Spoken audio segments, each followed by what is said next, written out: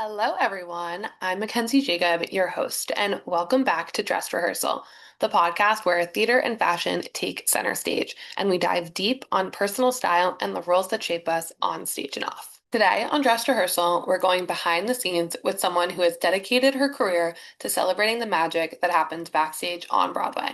Teale Dvornik, better known online as the Backstage Blonde. Teale is a seasoned Broadway dresser, passionate theater historian, and one of the original Broadway content creators. About 10 years ago, she started working in the costume department at Wicked, and while she was there, she began sharing glimpses of life behind the scenes online. What started as a few snapshots of quick changes and costume racks soon became the Backstage Blonde, a beloved platform that pulls back the curtain on Broadway's hidden world. Since those early days at Wicked, Teale's gone on to dress some of the biggest productions on Broadway, including Aladdin, MJ the Musical, Come From Away, A Beautiful Noise, and the iconic Radio City Christmas Spectacular. She's also worked behind the scenes of New York Fashion Week for 15 seasons, collaborating with top designers like Calvin Klein, Coach, Marc Jacobs, you name it. Now, Teale is taking her passion for theater history even further with her new book, History Hiding Around Broadway, Backstage Lore, Secrets, and Surprises from New York's famed theater district. It's a deep dive into the fascinating stories behind each historic theater, filled with wild showbiz legends, surprising connections, rising star debuts, and all the backstage magic that makes Broadway shine. If you've ever dreamed of hanging out backstage on a two-show Saturday or hearing the stories that never make it into the playbill, you're going to love this episode. Here's my conversation with the Backstage Blonde herself, Teale Dvornik. And welcome, Teale Dvornik, to the pod. How are you? Thank you much. I'm so excited. We're so excited to have you here. And the first question we ask every guest is, how did you get bit by the theater bug? Ooh, that's so good. Well, I grew up, as a lover and appreciator of the arts. We had the Legally Blonde and the Wicked CDs in my mom's minivan. I was never a diehard theater kid until my sophomore year of college. Loving theater, but I played sports. I was an athlete. And I started at the University of Alabama as a fashion major, and then I decided to transfer to a smaller private school. And the closest thing they had to fashion was costume design. And so I was like, all right, let me give this a shot because ultimately I just have always, wanted to make people feel beautiful. And I love playing dress up and be creating and being creative. And I love history. So costume design was kind of a fusion of everything. And I was backstage first semester, sophomore year of college, working on Richard III. And I got to build the costumes and then be a dresser on the show. And it was just such an incredible experience, and it really felt like playing a team sport, like all Mhm. the different departments banding together to create something. So that was kind of it for me. And I feel like the team mentality of it, people don't clock that it is the same thing. You're all working towards a goal together. And there are so many people on and off the field in sports and in front of the curtain and behind it that make it all happen. And Yeah. I think that's probably why people have been so drawn to your experience. And you've built such a recognizable brand as the Backstage Blonde. And I'm curious what first inspired you to start documenting your life behind the scenes. Oh, such a good question. I knew from day one I was having such a unique New York City experience. Mm. And standing backstage at Wicked, and then my second show was Aladdin, and then I got to work at Radio City, like in my first year of living in Manhattan. And I'd be standing backstage next to these stagehands who'd been in the business for 40 something years, who were kind of born into this industry, and listening to the stories that they were telling, or sitting in the wardrobe room and just like listening to the stories that all the wardrobe people were telling, and learning about all these like classic Broadway shows like Miss Saigon, like learning what that show was even about because I'd never seen it, but then hearing the other side, the backstage stories of what it was like to work there. When you bring up Miss Saigon, one of my favorite memories is when I was in high school, I was in New York and I was seeing shows, and the revival of Miss Saigon was happening. And I think my mom and I had gone to a different show, and whatever the end time was, it was when Miss Saigon was at intermission. And I walk out, and a bunch of like the ensemble was just using scaffolding to like do pull-ups during intermission and just like working out. And I was like, in costume. And I was like, what is happening? But it's like those hilarious, wild, just like behind the scenes moments that like people love when people mess up on stage because it's something uniquely theirs. And I feel like that's so much of like what you're getting to document. Yeah, that was, has continued to be part of the magic of of my life is you're working and then after work you're headed to Broadway bowling where you're playing next to the cast of Dear Evan Hansen and the kids from Chicago are on the other side of you. And being a member of the Broadway community in a lot of ways, it feels kind of like college, like all the little sorority houses, like all in a row. And yeah, you can just tell, like, oh, there's the cast of Miss Saigon walking down the street. They're the outsider kids. And another reason I was inspired to start the blog, The Backstage Blonde, is because I remember being in college, sitting in the cafeteria, literally like Googling, like New York City blonde, like New York City bloggers, like trying to find something, costume related that would show me what it was like living in New York City. And so I went ahead and decided to create the thing that I'd wanted to look at like way back in college. And I mean, that's what every entrepreneur is doing. Like they're solving something that they wish was in the market. And Absolutely. now that everybody wants to be an influencer and there's a huge like theater talk community, do you feel like a sense of validation that this is what you've been doing all along? Like, does it feel like posting on social media is more normalized backstage? Yes to both. I definitely recognized a gap in the market all those years ago. Like no one was creating aesthetically pleasing influencer, Mhm. style content at that time, like when I first started this thing, like back in 2017, which is so crazy. It's so long ago. No one was creating in that way. No one had a blog or was being given comp tickets to go and see a show and post about it. So Right. it does feel very validating that I was one of the first. And I say that so humbly. And it makes me so happy to see how many creators there are now. I think there's space for everyone, and every theater creator has such like a different view Mm. of, their experience. When I first started my blog, there were so many rules. And I've never been a gossip site. I've never been telling people secrets ever. This has been, following my life and sharing the things I was learning about history. And the funny thing about producers being so slow to being willing to use social media as a marketing tool is because they've always been that way. Broadway has always been extremely slow to adopt anything new, even credit card machines. The first time that like a Broadway person had ever been like on TV was, I believe it was Carol Burnett in 1971 saying the national anthem for a Super Bowl.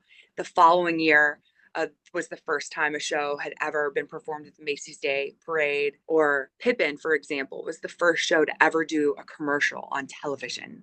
And Rent was the first show to ever advertise in a subway car. So there have had to be like little pioneers here and there that ultimately everybody else follows suit. And that's kind of what happened with social media. You saw it with Six a lot. They were letting their girls like have their phones, and they saw like the big followings that each of these queens was amassing. And, there's a huge market for it. The fact that people were coming to the stage door to meet me, a dresser, like it really proved people are so hungry for the behind the scenes stuff. They want to connect with these actors, not just with their characters. So I'm really excited to see the way that social media has been allowed in more backstage spaces.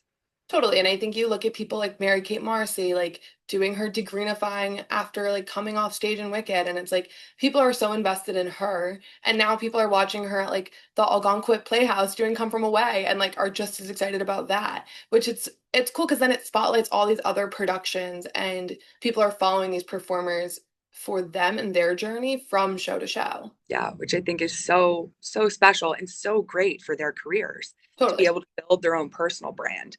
It's awesome. And then people are just seeing more theater in general, which is great. Yeah, all around positive, but of course, people are a little slow to adapt things that they don't know about and maybe have fear around. But when you realize it's just a net positive and it's not taking away the magic on stage, I think that's when you can get the producers to kind of come around because they see the ticket sales going up. And Right. so that's what they're Exactly. looking for. It's free advertising at the end of the day. Totally. And it's organic, which makes people it's its own form of word of mouth, which is the most powerful tool anyway. Absolutely. It's a big, gigantic industry. It employs over 10,000 people, but it feels really small. And I'm curious for you when the moment that you felt like you were really a part of the community was. Was there a moment where you're like, oh, like now I'm seeing people on the 8th Avenue and I'm like, oh, hey. And like that's when you felt it? Or like when did you know, like, oh, this is the right community and I want to be here for the long haul? That makes me emotional. I didn't expect to get emotional talking about this. I think the first moment of I'm part of this, I'm part of Broadway was 24 years old and 6 months into working in the industry was the Tony Awards. And I was sitting and at an apartment party with a bunch of people watching the opening number. And I started crying. I was like, these are my colleagues. Like I'm part of this like magical, amazing, legendary, legacy industry. So that was really cool. But I think I felt like truly part of the community. I think the first time I really felt like ingrained and part of the community was the benefit concert for Smash. This was, gosh, back in, yeah, 2015, Not 16. the revival of Smash, the benefit concert that was like kind of the impetus to bring Smash back. Yeah, yeah, with the cast from TV, and they brought in the dancers and everything. It was at the Minskoff Theater. I was backstage as a volunteer dresser, and I was meeting, the dancers that I was dressing. And because I was part of like the Wicked family at that point, it feels like being a part of the biggest sorority possible because Yeah. like everyone's been in Wicked at this point. And so I'm meeting these dancers, and they're like, "Oh yeah, okay, so you know so and so," and then we started following each other, and it felt like, oh, immediate friendship, like, oh, you're one of us. And so that's actually something I wanted to talk to you about is the fact that when you were at Wicked, you were dressing the ensemble. And being a dresser is such like an intimate role. You're supporting people personally, professionally, all the things. But with a long-running show like Wicked, there are so many future stars that start in the ensemble. And I'm curious like what it has meant to you now to like 10 years later be seeing like their careers take off or just like what pride that brings to you to have that community. I love that question. One of the coolest moments for me was being Ariana DeBose's dresser at Donna Summer the musical. And I'll never forget, I was sitting on her dressing room floor, and she was like, "I have a massive secret to tell you. You can't tell anyone." And she'd just been cast in. Oh, in West Side Story. Yes, I was like, not in the Heights in West No, Side. I was like in Hamilton, but no, that already happened. Yeah, yeah. Just been cast, and I just knew. I was like, oh my gosh, everything's about to change for you. Like, this is so incredible, but like you are on the precipice of something even bigger. And like truly that intimate moment of sitting on the floor as she's getting ready for this to go star in a Broadway show, it was just, yeah, it was really special. There was magic there. I saw a TikTok the other day that was like a performer saying like you're one audition away from your big break. And I was like, yeah, that's the thing. Like I even think about freshman year of college, someone's older sister told me this. She was like, if you don't love the people you're around right now, you don't know who's around the corner.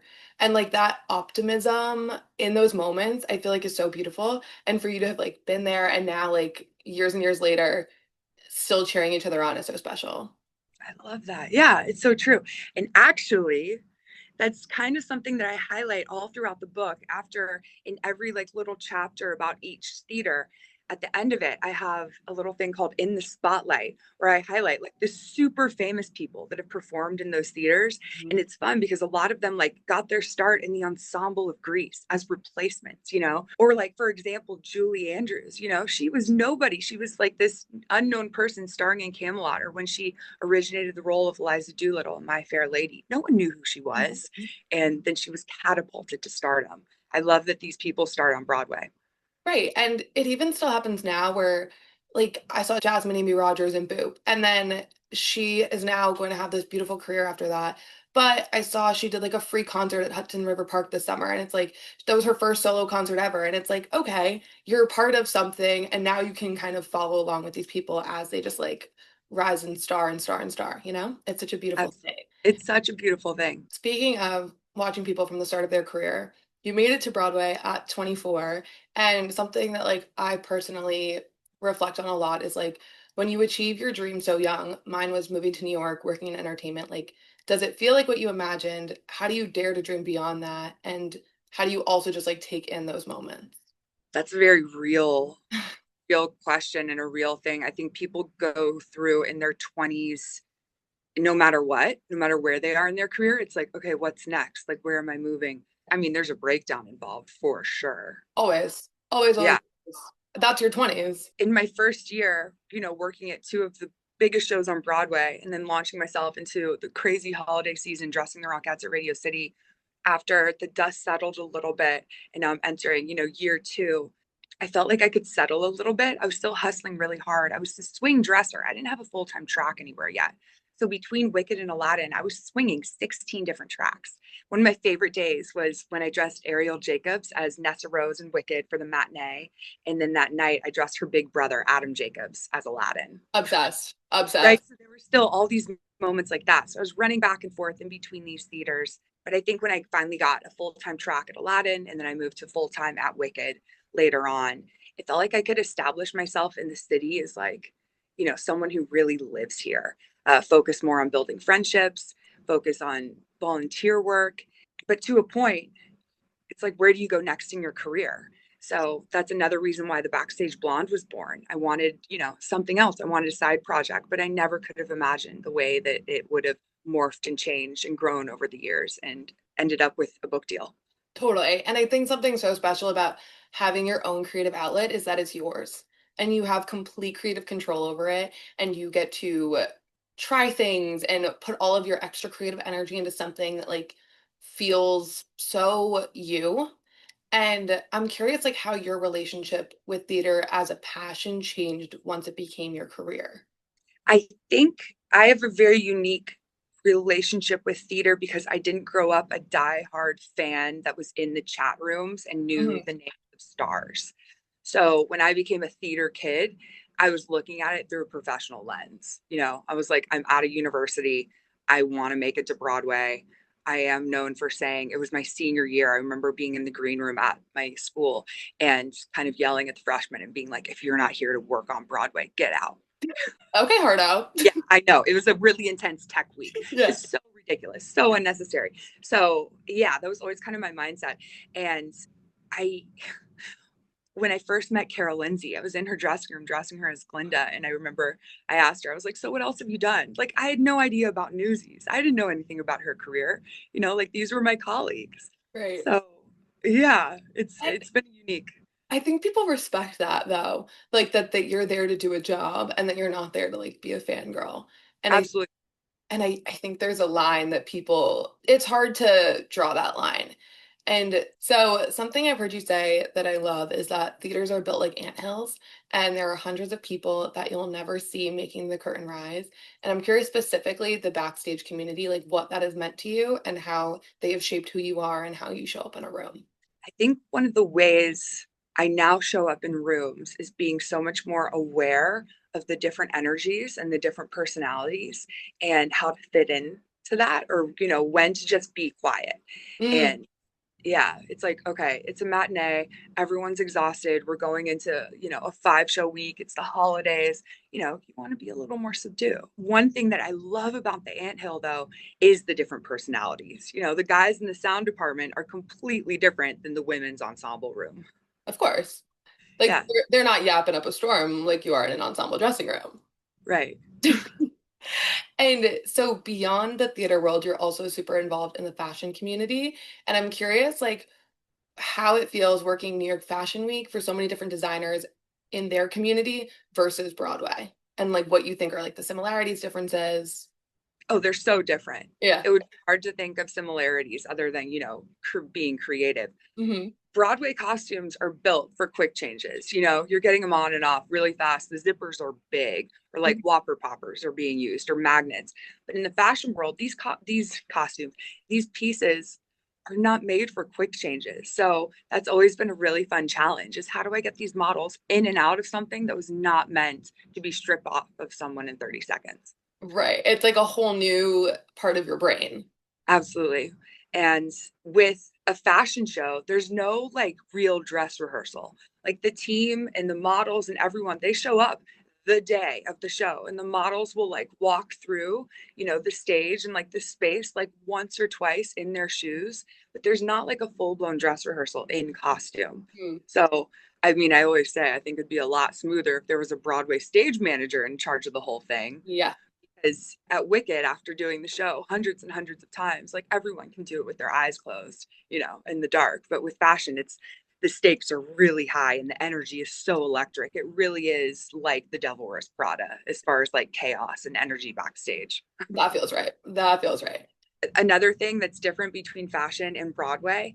I remember one time I was backstage at Brandon Maxwell, and the two models I was dressing, they barely spoke English. They were 16 years old and from Zimbabwe.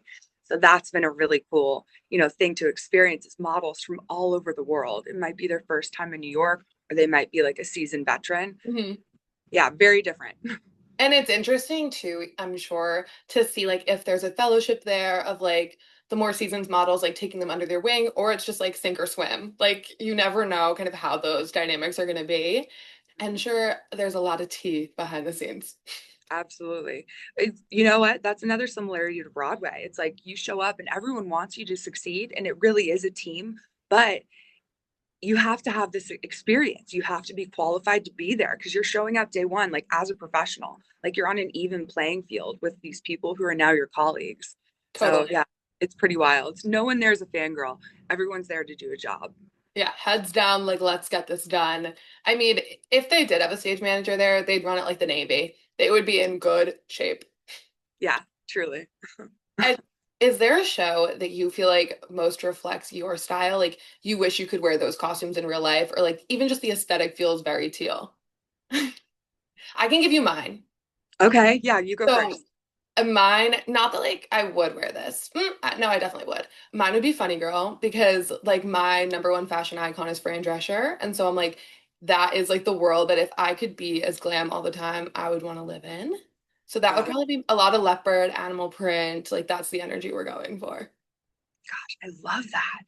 I primarily wear neutrals in real life, Okay. but I think my favorite silhouette is the 1950s. I love the new look by Dior, the Okay. cinched waist, the big skirts. So I've been, drooling over the costumes for just in time. Love. Those look so beautiful. And actually, to tie it like back into Wicked and into costume design as a whole, the new look inspired Glinda's bubble dress.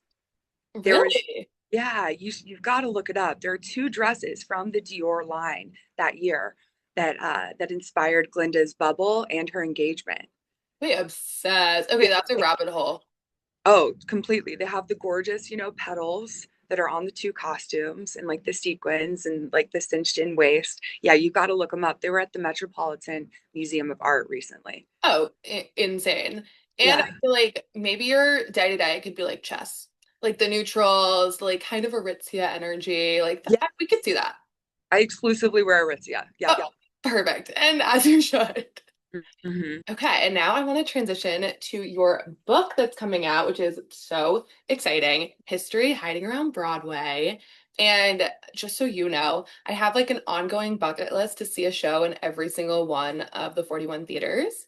I love And that. so this is like right up my alley. I have two left. So I'm trying to do it by my next birthday in August. So we'll see. I just have to see Book of Mormon, which I saw on tour in Florida, but like I just never saw in New York. So I'm like, okay, we'll go do that.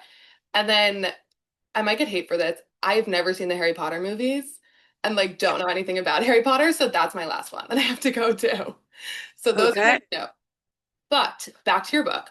You dedicated the book to Alice Gilbert, and I would love if you could tell the audience who she is and what she means to you. That makes me emotional thinking about Alice. She is the most legendary wardrobe supervisor on Broadway that has ever existed. She's done every show. She was the wardrobe supervisor for A Chorus Line, for Dreamgirls, and has been with Wicked since its inception. So, a wardrobe supervisor is different than the costume designer. The costume designer, they're coming up with all the costumes and this beautiful creative energy. I call them the architect that has like the Okay. crazy ideas. But then the wardrobe supervisor is the engineer. They're the ones who are like, okay, here's how we're actually going to do this. Like this fabric is so like dissolvable. Like this is not going to run for 20 years. So Mm, eventually, some of these fabrics get switched out for something that's a little bit more durable. And yeah, that takes an engineer mind to like figure these loopholes out. yeah. Well, okay, fun fact. When I saw Boop, the man sitting next to me, Carl, he makes all of Fiero's shirts and he has like since the beginning of time. And he was telling me, he's like, this is my pride and joy. None of those shirts will rip, not on my watch. And I was like, okay, Carl, like shout out to you. But I was Love like, that. you never know who you're sitting next to. Truly, yeah, you never know who you're sitting next to at these shows or who's listening to your conversation. I've totally met that man though. I've Yes. picked up things for Michael Jackson like at his shirt shop where they're Yes. making all the stuff. There was stuff for Succession and different TV shows being made that day. These like, custom fit shirts. So cool. Another thing about the wardrobe supervisors is every day they have to make sure the show looks just as perfect and beautiful as it did on opening night. Mhm. So there's a lot of magic that is involved in, keeping these costumes looking beautiful. And I'm curious for you, being at a long-running show like Wicked and Aladdin starting out, and then transitioning to shows that have just opened, like how does it feel to join a family versus like starting a new one? It feels like freshman year versus senior year. Okay. Senior year, like you're settled in, everybody has their routines, but freshman year, there's like this energy and what's going to happen next. Every day is a little bit different. The swings are still figuring out their tracks. The costumes might still being figured out for the swings. Like very, very different energies. Totally. And like one, you get a lot of mentorship, and one, it's like, let me find my own path and find my own way. Absolutely. Yeah. One, you're all figuring it out together. And then with a long running show, you're fitting into a machine. Mm-hmm. And you also had James Monroe Eaglehart write the foreword of the book. And Yeah. how did you know he was the perfect person to start off the book? Well, because he's hilarious. Yes. And I just knew. I was like, he's going to be perfect. I love his Broadway journey. I love his personality and energy. He's been like a big brother to me. I met him obviously my first year in the city, and he was always so encouraging to me and to my journey with the Backstage Blonde. He's one of the best people I know, and it's been really fun going to see him in every show that he does. Love. And you have so many fun, really like deep cuts in the book. I don't know how I didn't know this, that Debbie Allen and Felicia Rashad are sisters, or that like the namesake of the Booth Theater was John Wilkes Booth's brother. Like Yeah. for you, what were the most jaw-dropping discoveries? Well, definitely finding out that ashes had been scattered in the concrete for the Marriott Marquis Theater. Like, okay. That was a wild story that this Yeah. stagehand just like dropped on me casually. And these people probably say it with a straight face, just like so matter of fact, like, yeah, that's what happened. Oh, Like, yeah. And then a thing that, was a little bit challenging in researching for the book is this is just everyday life.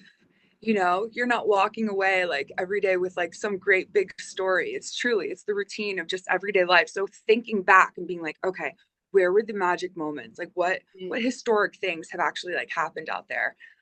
Another fun story that I included, I think in the section on the Niederlander Theater, happened because I was walking down the street and I saw this large man smoking a big cigar outside the theater. I was like, oh, this must be a stagehand.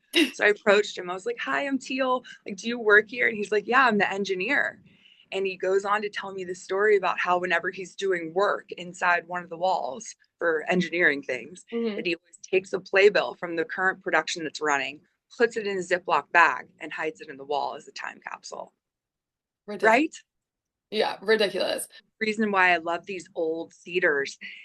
Backstage, they're kind of like scrapbooks. You'll find signatures on the walls or pictures that have been taped up from former past. The show might be gone, but there are like little relics that are hidden around.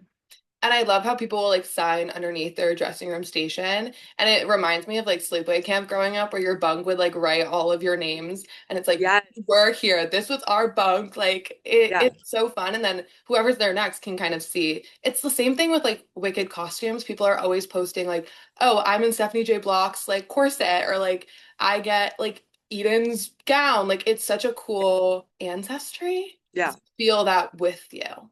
I love that at Wicked, peeling back like 5 or 6 different like labels, seeing Yeah. everyone worn that costume over the years.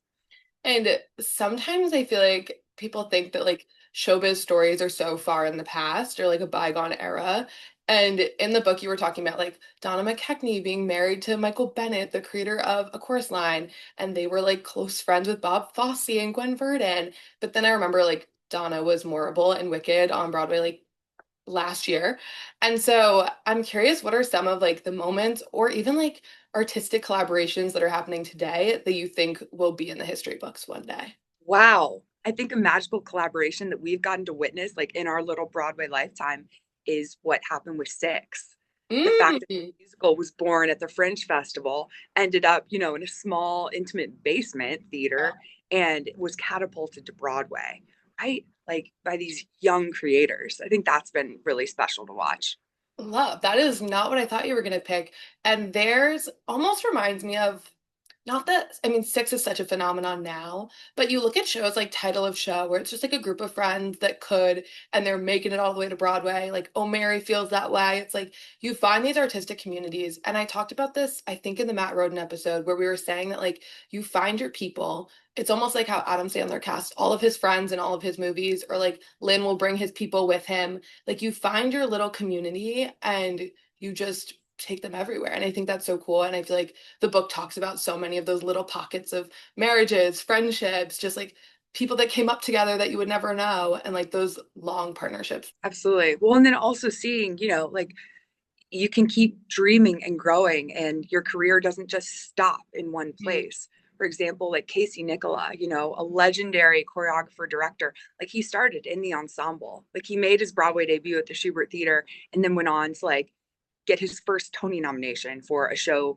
in the Shubert Theater that he directed. How cool. No, insane. And you even look at Michael Arden. Like so many people will start as performers and then they're an even better director, choreographer, Jerry Mitchell. Like all these people that start out one way aren't defined by that way and they can kind of move through the industry that feels like authentic to their creativity. Yeah, I love So, that. not to be a bit of a downer, but I'm curious your perspective on this because it feels like every few years there's like a doomsday article that comes out about Broadway's in trouble.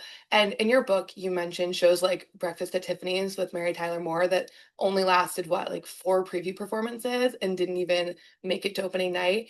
And I wonder if for you, hearing the history of these theaters recovering in the past makes you more confident that the industry will bounce back and always has. Absolutely.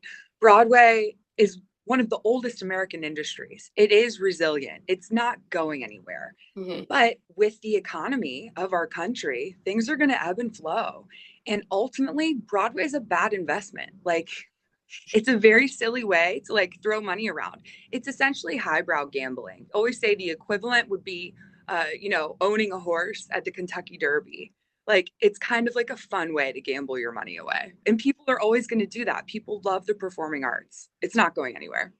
I agree. And so now that you've written this book, I'm curious in your dream bookstore, what other titles would sit next to your book, or even like books that really shaped you and encouraged you to write? Well, one thing I love about this book is it's categorized as like a gift book. I'm really excited to see it in gift shops, museum gift shops. I would love to be at the Met. How amazing would that be? But it's going to be thrilling to see it in New York City sections at Mhm. Barnes and Nobles and, the Strand, different New York City books placed all around it. Love. And I think that's the thing. It's not just for theater people, it's for people that love history, people that are just like New York, New York, and like love just the feeling of that. And so I think the book will speak to so many people, not just theater nerds.